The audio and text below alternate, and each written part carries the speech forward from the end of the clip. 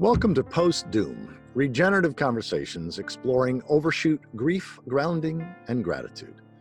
I'm Michael Dowd, your host, and in this conversation, recorded on the last day of August 2020, I speak with climate system scientist Paul Beckwith. Paul, I actually asked him to go into some detail around abrupt climate change, so we spend more time on the science than on his personal story, although we get to that as well. But Paul is really one of the main go-to people in understanding Arctic and Antarctic abrupt climate change. He's a climate system scientist. His website is paulbeckwith.net. And he's one of the people that were inspiring originally in this series. We actually birthed this post-doom conversation series in conversation with Paul Beckwith and Paul Trafurka when we were in Ottawa in May of 2019. Here's the conversation.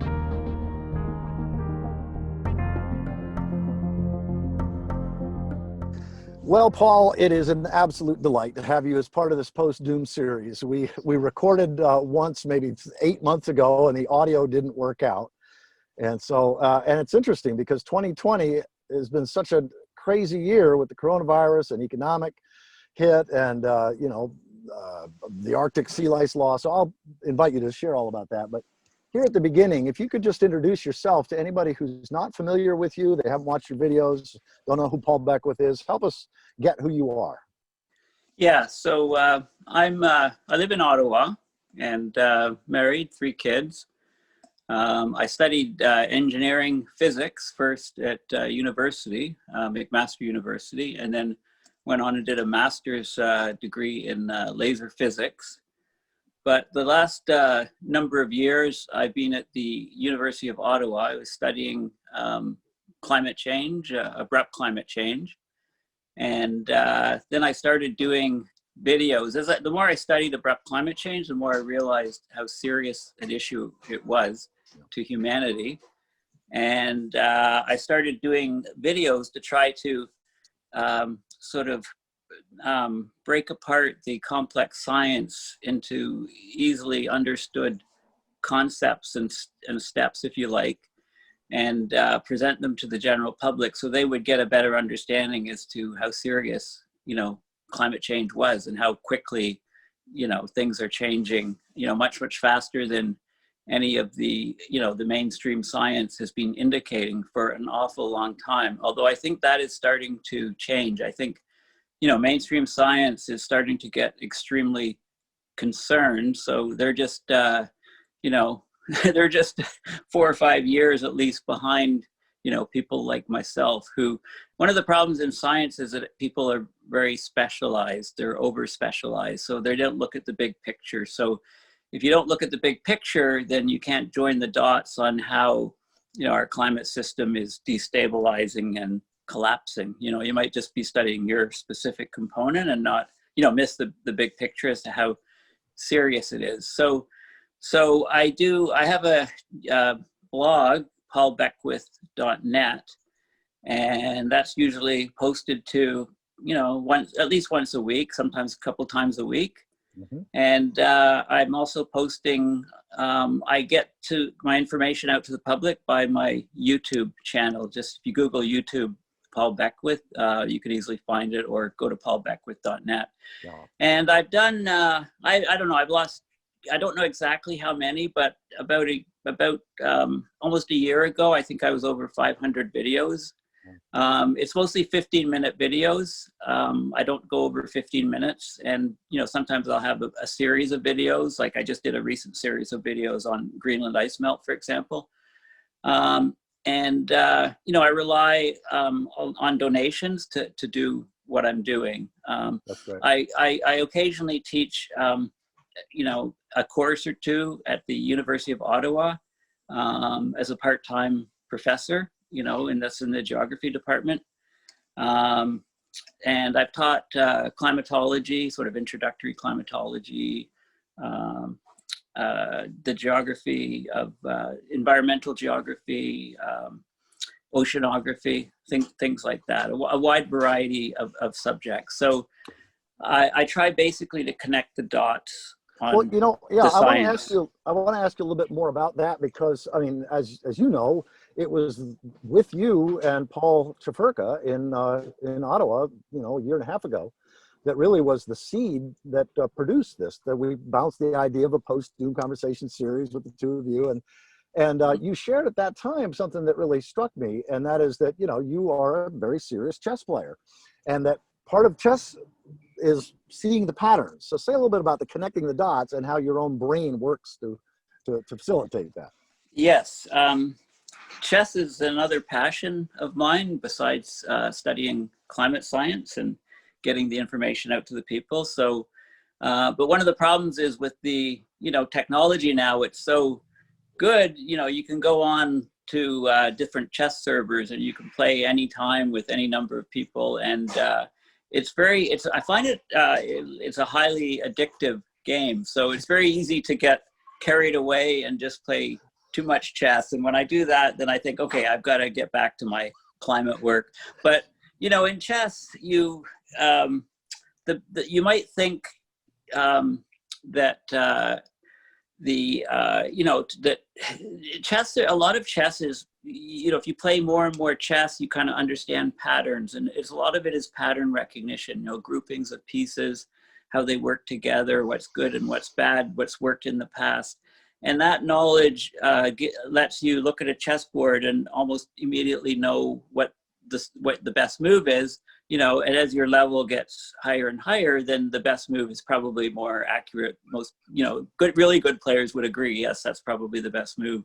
But you narrow it down very quickly to, one or two or three possible moves, and then you start doing the calculations, like if I go there, he goes there, I go there, he goes there, etc. Try to calculate what to do. But if you're a beginner player, you don't have that understanding of the game, so you kind of look at all the pieces on the board and all parts of the board, and then you come up with a move, but you don't really have a plan. You don't really have, a good understanding of what's going on. So climate science is a bit like that.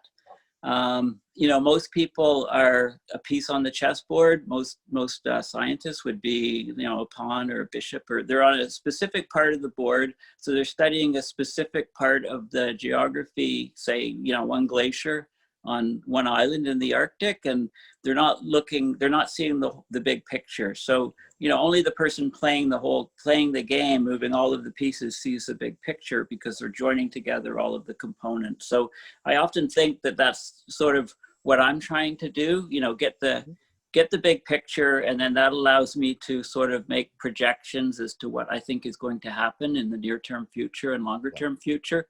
And, also, and we try in science, we try to do that with, sophisticated computer models, but the models are only as good as what you're putting into it. They're only as good as the concepts you understand. And if you don't make all the connections between the different components of the climate in the Arctic, for example, then your model's not going to be, it's going to be missing a lot of things. And invariably the models are, slower. Climate change is always happening faster than expected. Right? It's all, Google faster than expected, climate faster than expected, Google climate slower than expected, right? I mean, you clearly find, gazillions of hits on climate faster than expected. Yes, almost every paper, everything that comes out says that. Well, clearly expectations are wrong, right? So we need to think beyond, the individual components of the science and think, okay, what's a reasonable situation, because we know, for example, ice melt, if it's doubling every, if ice melt is doubling every 8 years or something, right, then you can make a projection. You can say, well, sea levels will be this certain level and et cetera. And the models are way underestimating all of these things. And the models are what policy is based on. But the breakdown is happening extremely quickly. So I think, a lot of people are getting extremely concerned. I mean, look at the extreme weather events around the world have skyrocketed, right? And this is quite easily explained because the Arctic is warming so fast. Yes. Well, before we get into the questions that I've been asking all the guests in this series, telling their story and all that kind of stuff, I really want to, because I'm assuming that a lot of people watching this conversation or listening to this conversation, um, they may not have a clear distinction. What's the difference between climate change and abrupt climate change? What makes it abrupt, and how long has that process been in motion? So if you could just give us sort of a quick tutorial on abrupt climate change here at the beginning, that would be useful. Okay, well, abrupt really kind of implies that you reach some sort of, you might go up slowly in terms of the change of a parameter like temperature, and then suddenly you'll get a spike up, an abrupt change, a very, very rapid spike, and then you'll reach a level where you might get a flattening off again. So there's a threshold that you pass when you start making that rapid change. It's a very non-linear effect. It surprises people.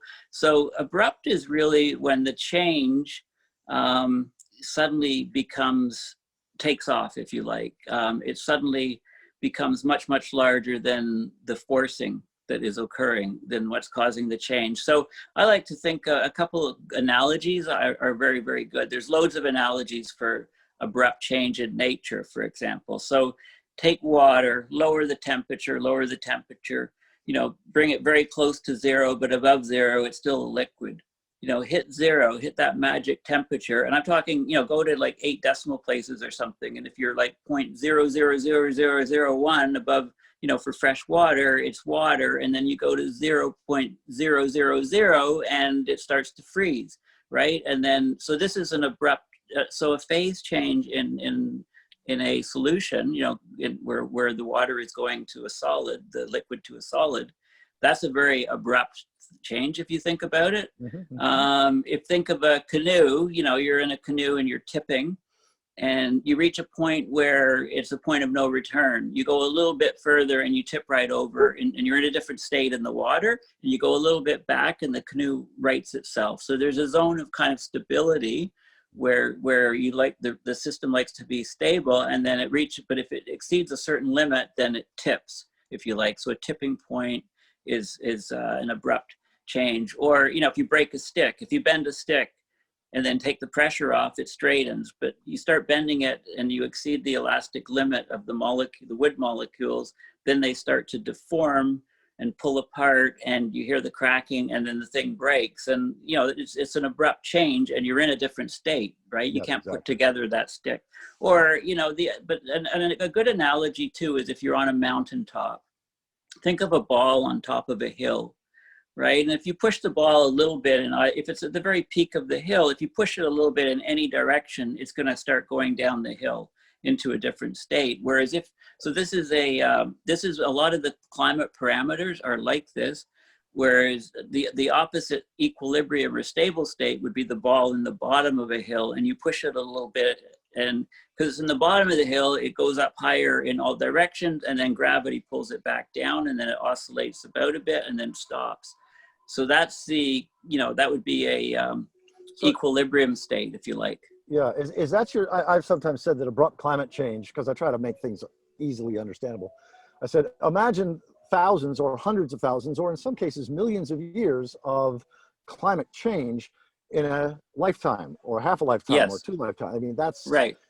Yes. And is your sense that the reason that so many of the IPCC projections are, that things are worse than the worst case, right. is that because they're not factoring in some of these tipping points, these abrupt changes?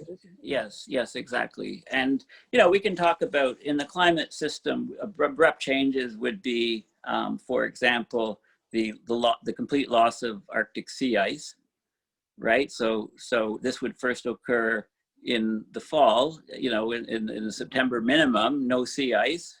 And then it would start freezing, but because the water is warmer to start off and it takes longer to freeze, the freezing season is shortened.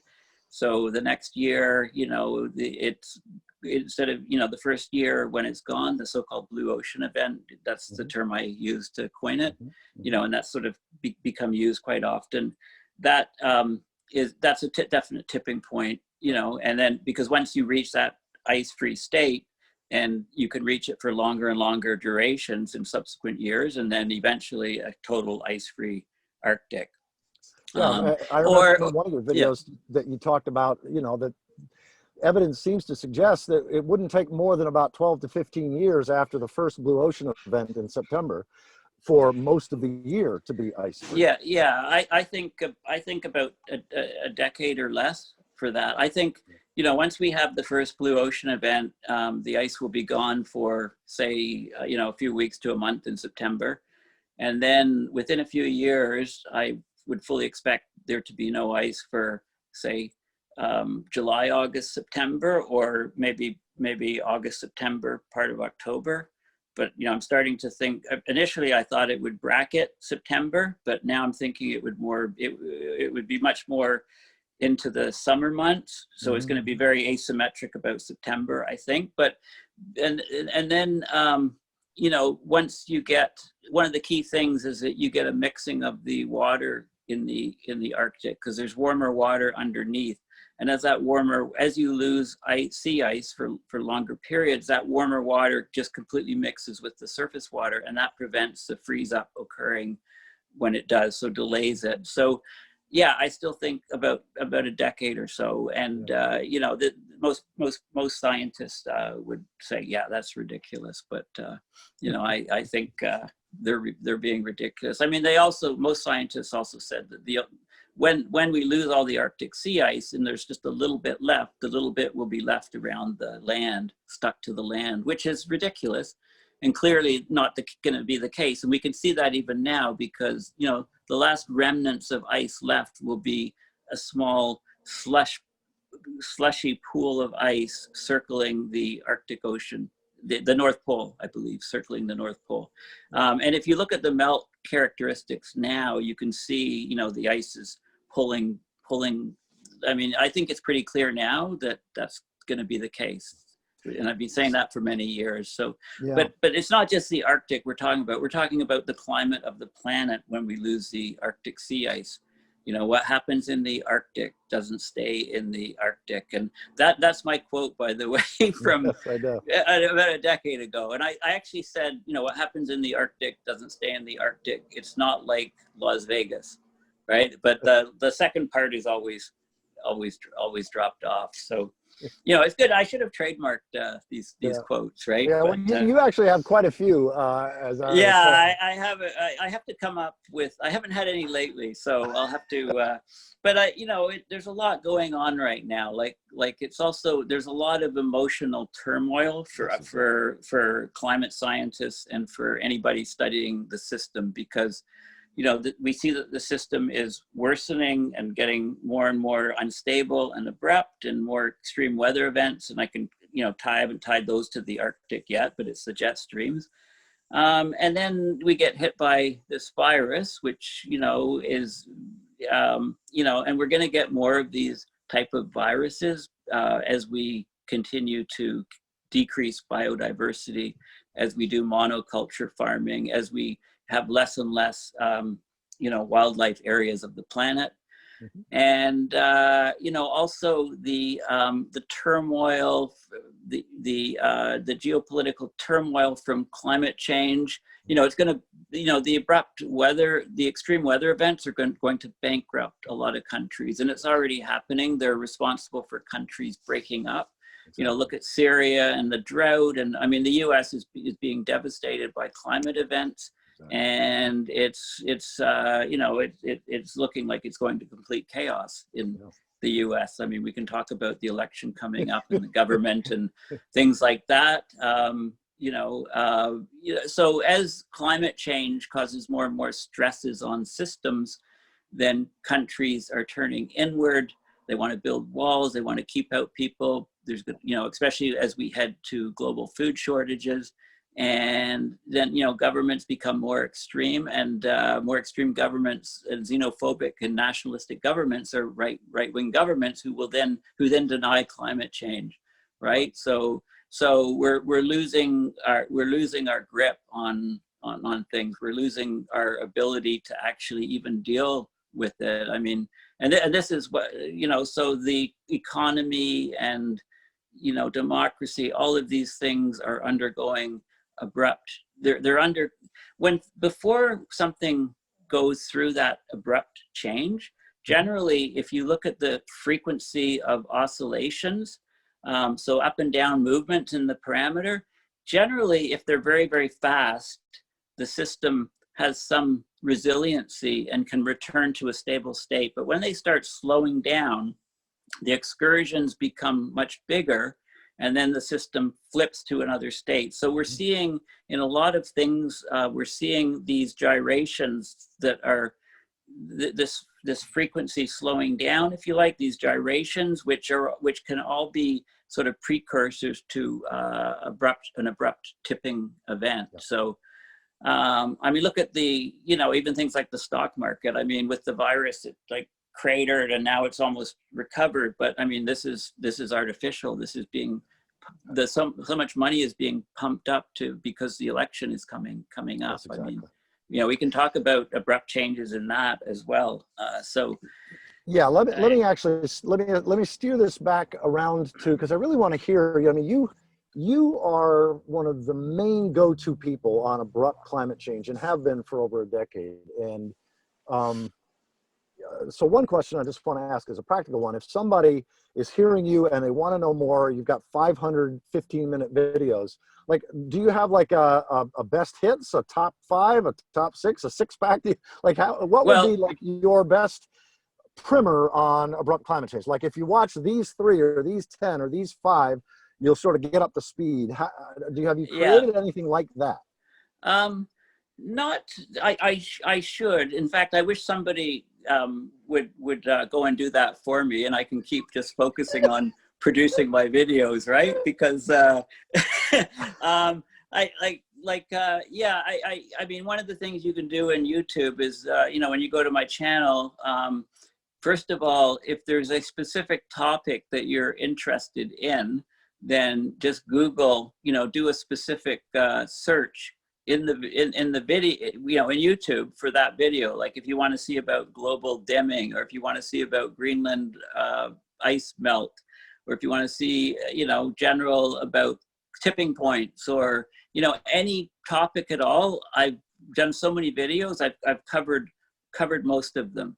No, I know, but it's like walking into a library without a librarian, and you don't know the system. It's like I'm going to encourage you to do something like meteorologist Nick Humphrey did, where he did a 16-part series on the various aspects of abrupt climate change, and then created a 23-minute video, which was in some ways kind of a summary overview of that. And you're so substantial that you really deserve to. There ought to be a way for somebody to spend maybe 2 hours or less and get like wow, like the primer on abrupt climate change from Paul Beckwith.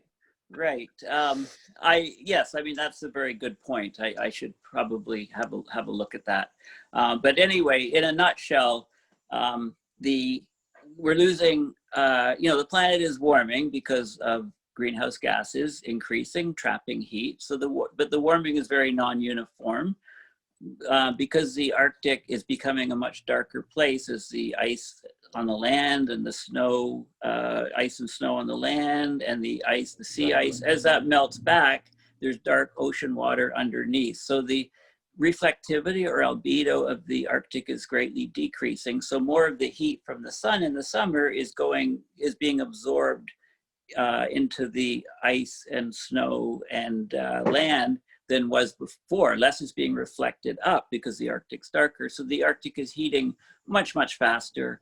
And the true number, it's at least 3 to 5 times. Forget the 2 times, it's 3 to 5. It depends on how high up in the Arctic you are. There's some periods where we get tremendous amounts of heat, in the winter, in, complete darkness right at the North Pole. And this is because as the Arctic is warming so much, the jet streams are there because there's a temperature difference. The Arctic's colder, the equator's warm. That temperature difference creates the movement of air, and the jet streams form as a result of that. So as the Arctic warms much faster than the equator, the jet stream slows down and it becomes much, much wavier in the north-south direction. And these waves can get stuck in place. And this is why we get the extreme weather events. To give you an example, a high pressure in the ridges of the wave, it was stuck over Greenland a lot in 2019, and therefore the skies were clear, and in the winter it didn't get much snow. So it had a record net ice loss of 532 gigatons of ice, and that's double the average loss over the last few decades. That will, of course, contribute greatly to sea level rise, and that was also usually coincides with a sea ice minimum, near a record sea ice minimum. So all of these things, but that's basically the gist of it. So because the jet streams guide storms as well, the storms are moving slower because the jet stream is moving slower. So, and also for every degree Celsius rise in temperature, there's a 7% increase in water vapor in the atmosphere. So there's more water vapor, and as the water vapor rises and condenses into droplets, it releases energy. So the energy in the atmosphere is much, much greater now than it was before. So all of these things are working to cause problems for humanity. And I see the biggest problem being, our ability to grow food. Right. Yeah. I mean, that's what a lot of people don't realize, is that there, are only like a half a dozen major food growing regions of the world. And if 2 or 3 of those fail in the same year, you've got serious famine problem. Say something before I get to the personal stuff, which I want to go to now. But can I say one more thing about the food? Sure. I'll do a video very shortly. So this is a heads up. I've done one in the past, but basically the valley the Central Valley in California, it represents 1% of agricultural area in the US. And I read that it's about 25% of the food supply in the US. Wow. Okay. Now, just before the Civil War, there was something called an atmospheric river. These exist. It's like regions in the atmosphere, with very, very high amounts of moisture. Mm-hmm. And it started raining in California. This was 1862, I believe. And it didn't stop raining. And you basically had the California Valley filled with water. So Sacramento was under, I don't know, 10 feet, 15 feet of water. So that whole fertile valley was covered in water. And this is not a this is a periodic event. Wow.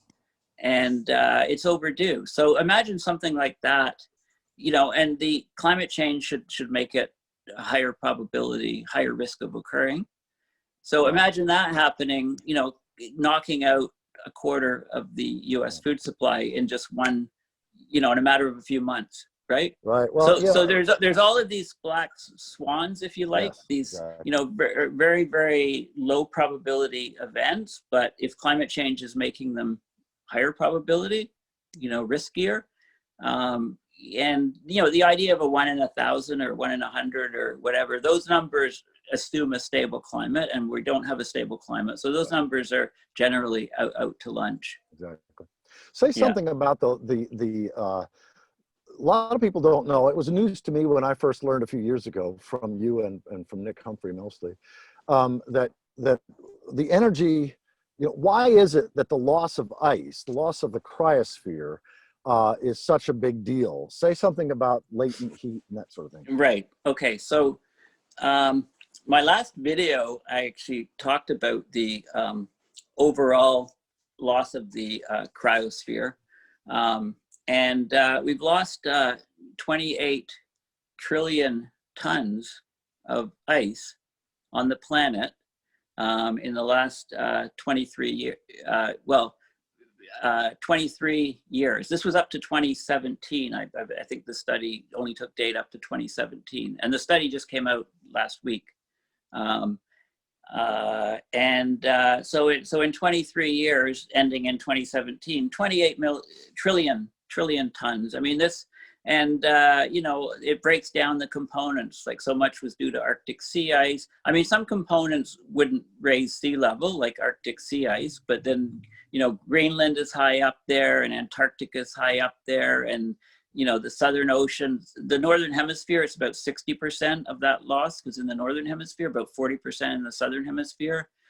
And the energy, in order to melt all of that ice, was about 3% of the total net solar radiation hitting the Earth. So what that means is, as we have less and less ice, the ice keeps the Arctic cold, and the Arctic is cold so that there's ice, right? So it's like both things are happening. So as the Arctic warms and we get less ice, and the Arctic warms more, we get even less ice and less ice, then the Arctic, like in the summer, the air temperature right at the surface of the ocean over the ice is close to the freezing point of the ice. Now, because it's ocean water, salty, it's about minus 1.8 degrees Celsius instead of 0 degrees Celsius, the freezing point. But then as we get melt and then freeze and melt and freeze, there's less salt is rejected, but not generally that much in first year ice. Although if you take first year ice and melt it, there's going to be brine pockets in it, so you're going to get some salty water. But anyway, whatever close to the freezing point. So it's the atmosphere is pegged at that temperature.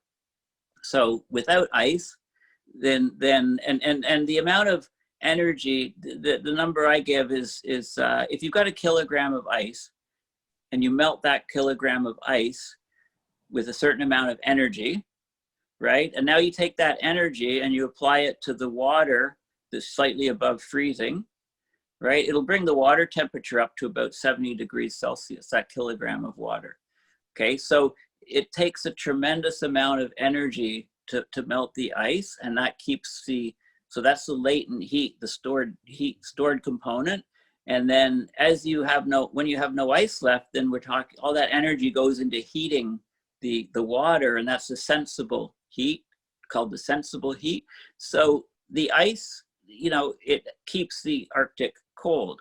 When the ice is gone, the temperature will skyrocket. Now, if you look at the German data, the DMI data on the Arctic temperature north of 80 degrees Celsius, and I'm going to do a number of Arctic videos again very soon on this, because there's a couple of very significant papers that have just come out recently.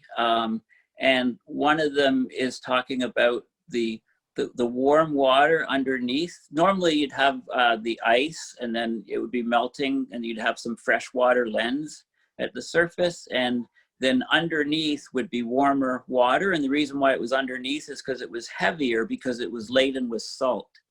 Okay, so the buoyancy of the density of ocean water depends on two things, on the temperature and on the salt content. So you can have warmer water underneath colder water, and the warmer water being denser because it's laden with salt, and that makes it heavier. So as there's enough heat underneath in that, and normally it's about 150 meters below the ice, but I'll be discussing a paper in a few days about how that's shallowing. It's no longer 80 meters, it's no longer 150 meters below. In some regions it's 80 meters, in some regions it's mixing with the surface water. There's enough energy there to melt the ice that is in the Arctic right now 4 times over. So I think this is one of the abrupt tipping point changes of the Arctic. And one of the terms is Atlantification of the Arctic. Like as you get mixing of that water, then there's already mixing on parts of the outskirts of the Arctic. And this is why the ice doesn't form there even in the winter. Right. Okay, so I think it's pretty clear that once this process extends across the Arctic, there'll be no ice in the Arctic year round. And then we're in a totally different situation, because the only cold spot left up in the Arctic will be Greenland. So, the jet streams, why would they circle around the North Pole? They're going to circle around the cold part, which is the center of Greenland. The center of Greenland is offset from the North Pole about 17 degrees. It's about 73 degrees latitude north. So so not only are the jet streams slowing down and becoming wavier, but if they change their center of rotation, right, then I mean our weather patterns go to hell basically. Yeah, I mean, complex civilization based on growing grain at scale becomes really difficult in a climate change that rapidly. Yes, exactly. Well, Paul, okay, so I want to come around to, the title of this series is Post-Doom, Conversations or Regenerative Conversations, Exploring Overshoot, Grief, Grounding, and Gratitude. And because I haven't done this in many, many conversations, this is actually one of the last conversations that we're going to have, at least for some period of time, because Connie and I want to create a leader facilitation guide, because in the same way that I'm encouraging you to create Yeah. like a little primer, we're Right. trying to do, we've got 70 of these conversations. So if somebody has, you know, Yeah. the time to show a half a dozen to their group, you know, which ones do they choose, that kind of thing. So we're going to create Well, that. this one, of course, right? Yeah, no, exactly. Say something about how you grew up, like your story of like, did you grow up with a sense of perpetual progress, as most of us in the last half of the 20th century had some sense of, you know, that each generation would have it better and easier and wealthier than, you know, the previous ones.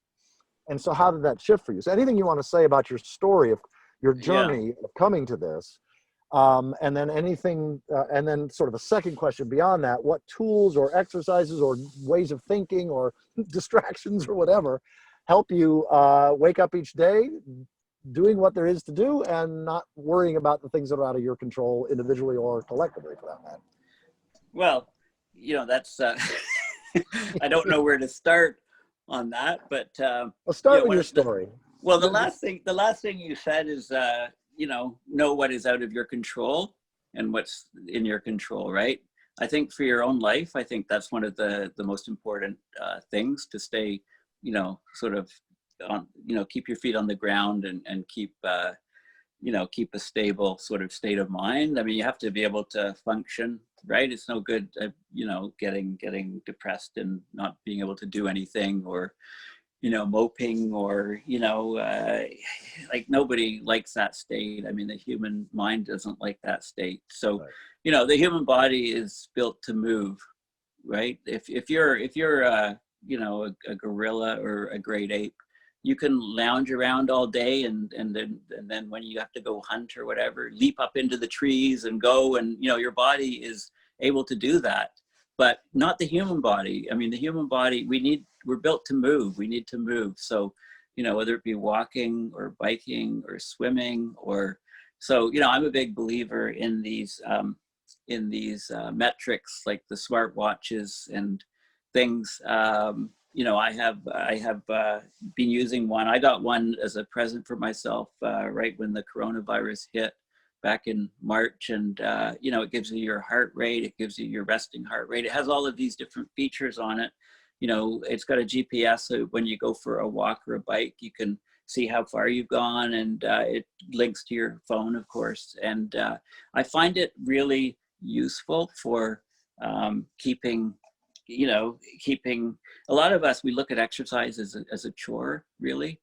And, you know, I think, you know, whereas we're trying, you know, reading something, trying to learn something. I mean, exercise is so important for our body, for our, it's not, I'm not talking just our physical state, but our emotional state, our mental state.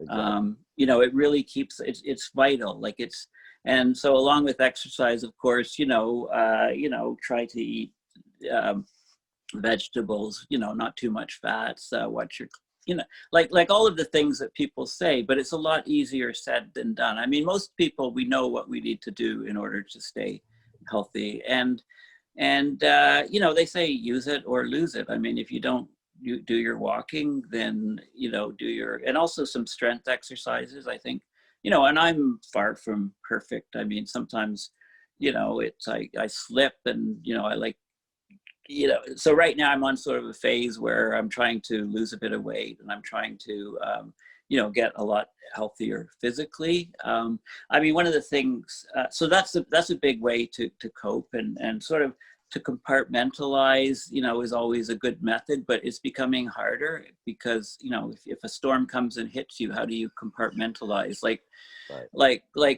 You know, when we see sort of, when we read about, you know, look at the images. Oh yeah, the other way is, you know, is you're in charge, right? You can turn your phone off for a few Yeah, days. adaptive You, inattention you, is one healthy way.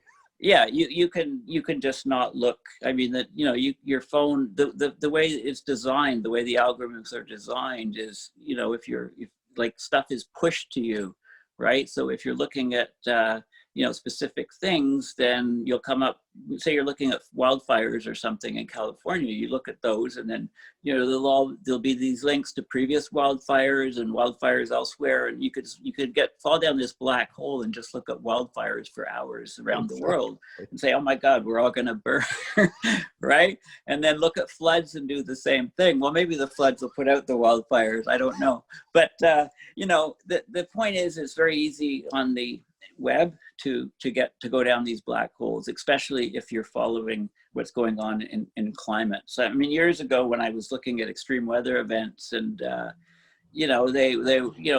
now every day something is happening, right?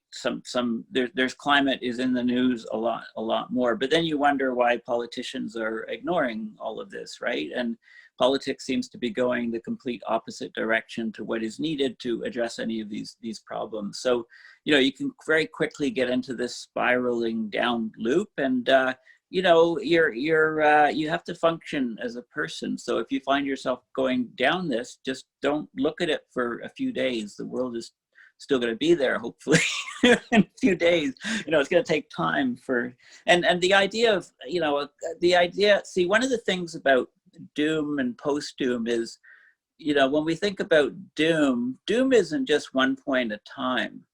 I would say it's more, it's more death by 1,000 cuts is the analogy. So, when, food prices go up, for example, some countries are affected way more than other countries because they're spending, people in those countries are just wealthy and they're spending more and more of their income on food and surviving. So when, if you're spending half your income on food and food prices double, well, you're triple, you're in dire straits, right? So, it's, it's not like the whole world will collapse overnight, on any given date. It's that, things just deteriorate. And if you look at the US, for example, the US is being hit extremely hard by storms. So, the Hurricane Laura is the latest, right? And it submerged parts of the Louisiana coast, and lots of people without power, lots of people without homes, things flooded out, huge evacuations.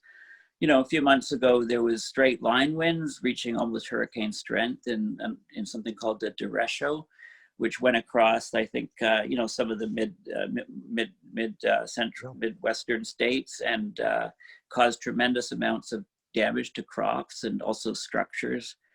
And then of course, California there's the wildfires going on there. The drought there. As there was in Australia. In Australia, and so people, so these things, we're really in the early stages, it seems to me.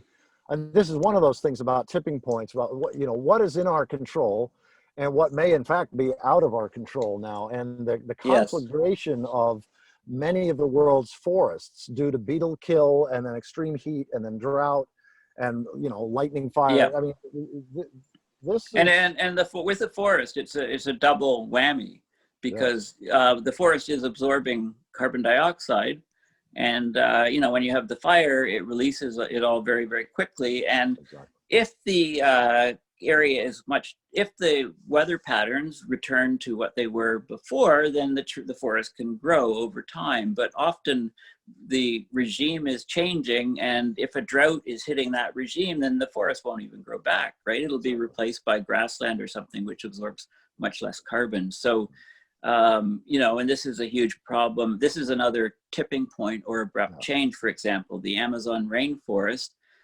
could very, very quickly, if the weather patterns over that region switch from climate change with the jet stream patterns changing, then if those, then what will happen is it won't take years and years and years to switch. There'll be massive drought, massive fires that will take out the forest, and then grasslands will grow in place. So in the space of a decade or less, 5 years, we could have a complete replacement of those rainforests with grasslands through the mechanism of fire. Right. So these things can, an abrupt change is when you think your relationship is going very well and your girlfriend just takes off, right? Or your wife says, I want a divorce.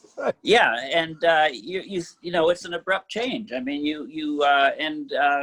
tend to not see these things coming, because we're linear thinkers. We think of things changing gradually, right? An abrupt change is always a big surprise, right? It's a big, oh my God, how did that happen? Or your life is going great, and then you're on the highway and some drunk guy cuts across and kills a couple family members, and you're in the hospital for 6 months. I mean, that's an abrupt change, right? I mean, the abrupt changes are very, very, they're rare, fortunately, right? And this is why, if they happened all the time, our lives would be completely chaotic all the time. But we reach some level of stability, and then the abrupt change comes along, and boom, everything's different, everything changes, right? Yeah. So this is, I mean, let's I'm really concerned about what's happening in the US, as many people are around the world outside the US. I mean, it really looks like I could not watch much of the Republican convention. There's no platform for the Republicans. I mean, there's basically, it's a party of Trump, and the more he gets away with, the more he attempts to do, and it's setting the stage for complete chaos in the U.S. I think it's extremely serious, situation. I agree, and I don't know. There may not be an election. I mean, all of this. We'll edit this out, I'm sure. But, I don't want this to be too political. But I mean, whatever happens in the election that's going to be contested. I mean, we're definitely looking at a process of increasing chaos here in the United States. Yes, and this is what happens. This is abrupt changes that occur, and people look back. Often you don't. It's only looking in the rearview mirror that you say, we passed an abrupt change. Yeah, right. I've heard it said. I'm sort of a collapsologist, a lay or professional in the sense that this is what I do, is share with audiences. But collapsology is this field, and things collapse gradually and then all at once, or all of a sudden, kind of thing. Yes. Well, Paul, I want to begin winding down, and I really want to invite you to share anything that you'd like to about the last several decades of your life. How have you processed this? How did you come to understand abrupt climate change? And then what have been the significant mileposts in your own journey over the last, say, decade or two, or three, if you want to share? But just how did you grow up, and then how did you come to this, where you are now?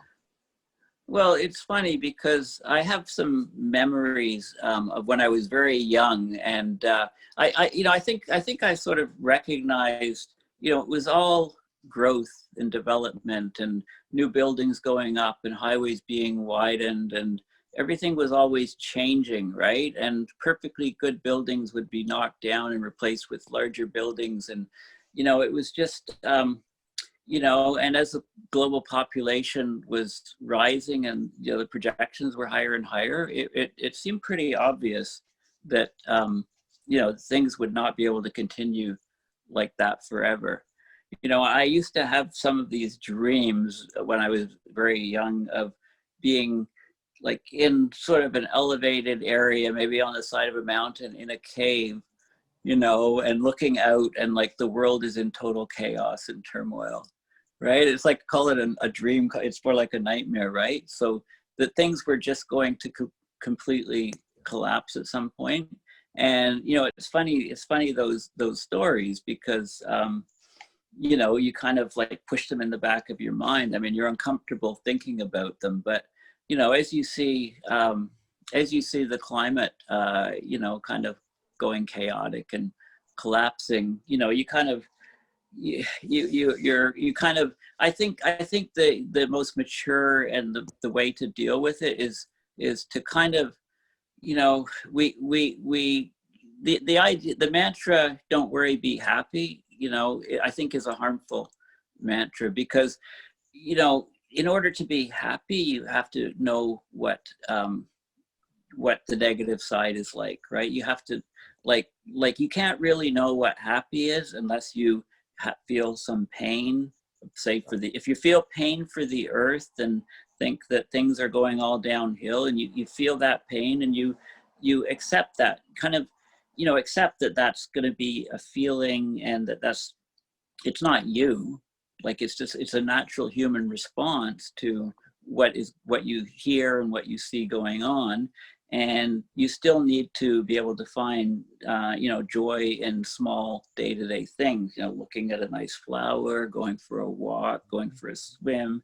You know, I mean, you're walking on the earth, you're breathing right now. I mean, that's a miracle. I mean, you know, the earth is floating through space. We don't know of other planets where this is happening. So, you know, I think the Queen a few years ago, Queen of England, had it in one of her speeches. She says that joy and sorrow are intertwined, right? And they're very, very intertwined. And if your mind pushes back all of the sorrow out of the way, then you're not going to be able to deal with it when it happens. And it happens in everybody's life, whether it's a parent dying or, you know, a child getting very sick, or, I mean, our lives are, the human condition is to have both, right? And I think the acceptance of it, and not trying to push all of the bad stuff out of your mind, sort of, you know, kind of, I'm not saying embrace it, but it's part of life. I mean, you know, even our own mortality is part of, you know, we're making space, if you like, for future generations.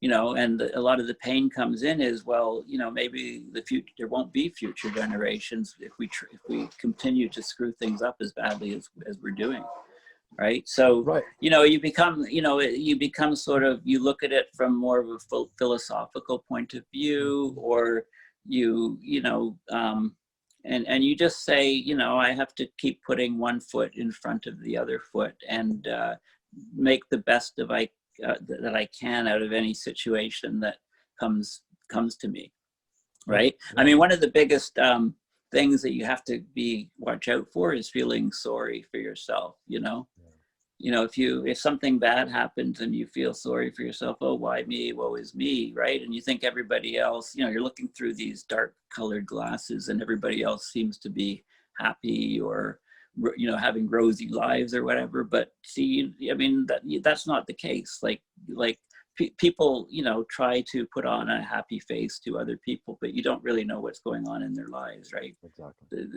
And, you know, you need also, it's very helpful to look at, you know, look at some of the things that like Viktor Frankl, he wrote the book in The Prisoner of War, you know, in the extermination camps during World War II in Germany. And, you know, the stuff he had to go through, and how he survived, and how he coped, and how he came out of it. I mean, you know, how to build up this sort of inner strength. I mean, all kinds of stuff is going to be happening.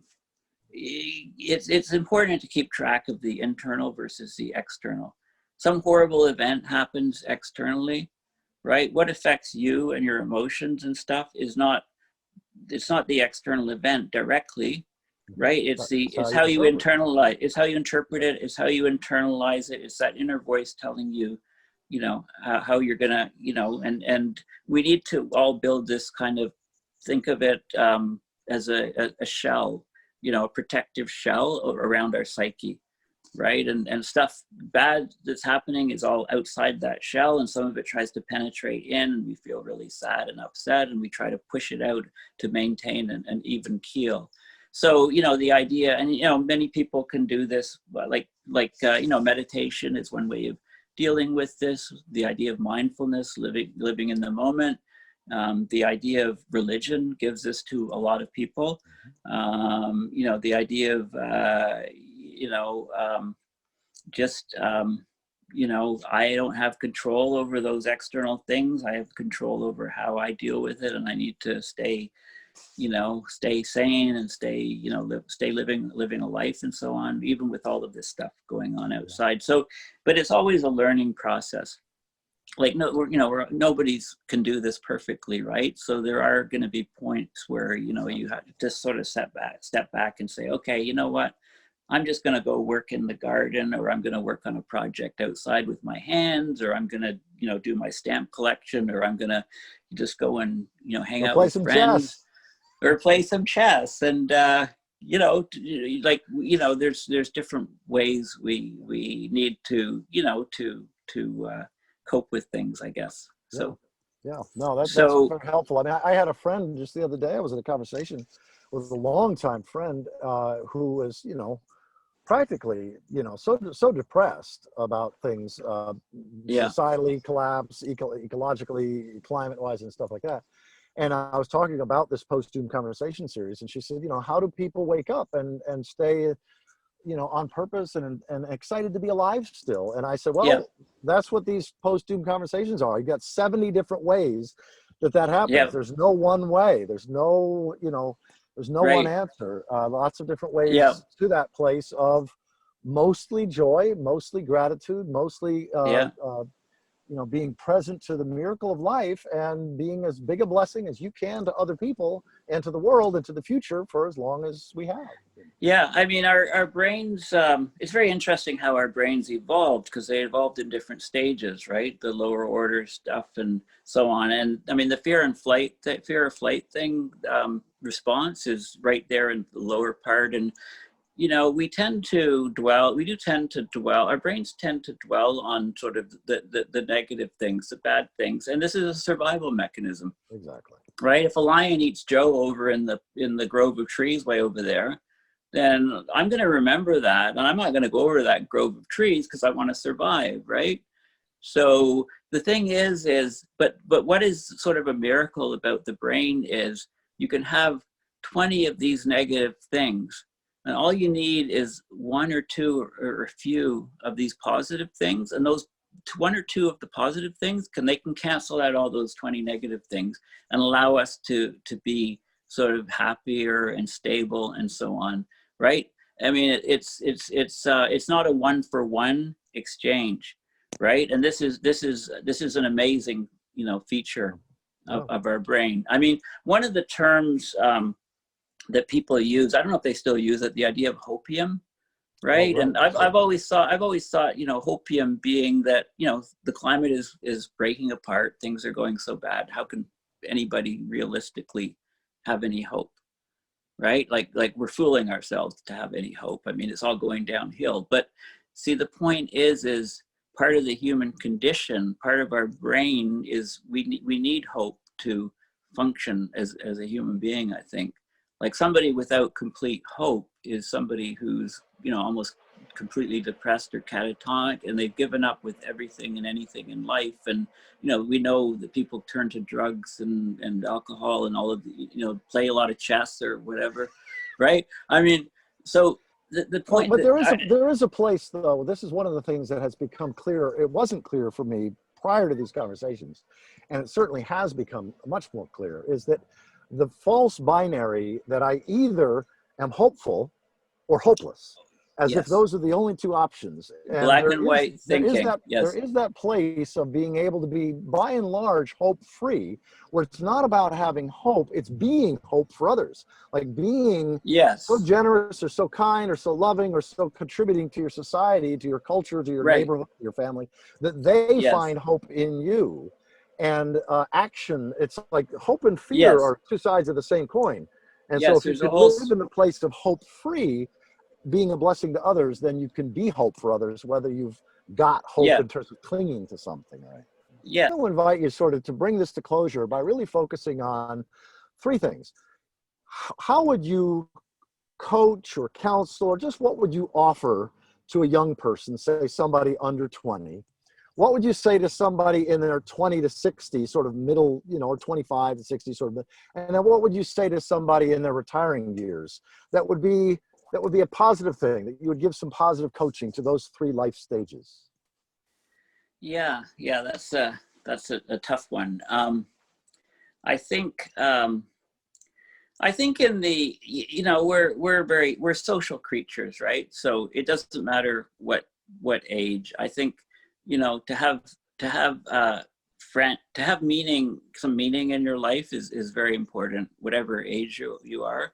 And one of the ways that we have meaning is we kind of, you know, to kind of live day to day, you know, to be grateful that you know, you can you know, go out, you can breathe the air, you can walk, you have a neighborhood that you have friends. I mean, we're social creatures, so we like to belong to groups, right? So at all of these ages, people are in groups. You know, the younger ages, it's their schoolmates. The middle ages, it's, you know, it's maybe, you know, a lot of people, a lot of adults, they meet good friends through their kids, right? When their kids are young, they're doing play dates and things, and you meet a lot of people, and they, you know, they become good friends for long periods of time. It's through your workplace, etc. And then when you're, you know, much older, you know, if you're, you know, if you're, you know, it's very important to have your friends or be part of a bridge club or to be, you know, bowling or whatever. See, this is why the virus is so harmful to all of these things, right?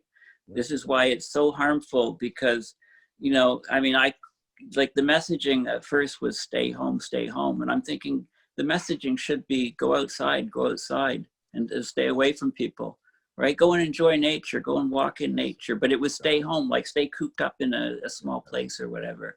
And then, you know, but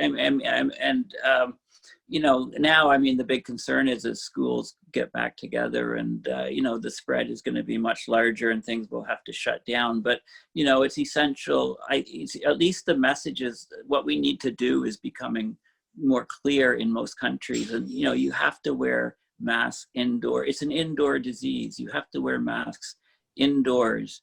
And if the ventilation is crap indoors, then you're at much higher risk. If you open all you're indoors and you open all the windows and you've got a nice ventilation system, then great. But if you're in a cold climate, you know, and you then leave the windows open a crack, and, you know, the HVAC system of heating, if that is filtering the air properly, then you're at lower risk. It's a lot of the older buildings are sealed tight, like, you know, the nursing homes, schools, they're sealed tight. A lot of buildings, you can't even open windows. And this is a huge problem, right? In those environments are very, very high risk. It's an indoor disease. So, you know, but the mask, you know, and the surgical masks, the blue ones, are as good. They're almost as good. They're top notch, and they're slightly worse. They're the best of the N95s, but most people can't breathe through those. I can't breathe through those more than about 20 minutes. I mean, the blue ones, I mean, and so people just need to incorporate that as part of their life at the moment. But it's very, and see their friends, and, you know, but try to meet outside and so on. So I don't know, but I mean, that's why it's so having such an impact on society, because we're very social creatures, and it really cuts into that. You know, but it will pass, right? So, you know, things will pass, good things pass, bad things pass, you know, everything passes, right? So, you know, just if you're living you know, if you're in a really dismal state and really depressed about climate, and you know, I mean, as days pass, you know, you will learn, you know, just focus on self-care, focus on getting through, you know, day to day, and things will improve for you. They could still get a lot worse externally, but your internal, you know, stasis, if you like, stability can be intact, can stay intact. So. Yeah, and especially I've found, and many people in this conversation series have voiced, to the degree that we look outside of ourselves and look at the people that we interact with, our family, our friends, our neighbors, you know, old you know, acquaintances, and just find ways to be a blessing to someone else. Just doing, you know, one or two things a week that's a real contribution to someone else can lift your own spirit for days. Yes, exactly. Yeah. Paul, anything that you'd like to say to bring this conversation to completion for yourself? Well, I think it's, you know, I want to thank you for doing this. And you said this is it's about 70 different people that you're getting inputs from. And you must be finding lots of commonalities of very much so what people are doing and using. So I think it would be very, very useful for you to try to summarize some of these commonalities, and and that will be very beneficial to you know, to lots of people. For more information about this project, go to postdoom.com.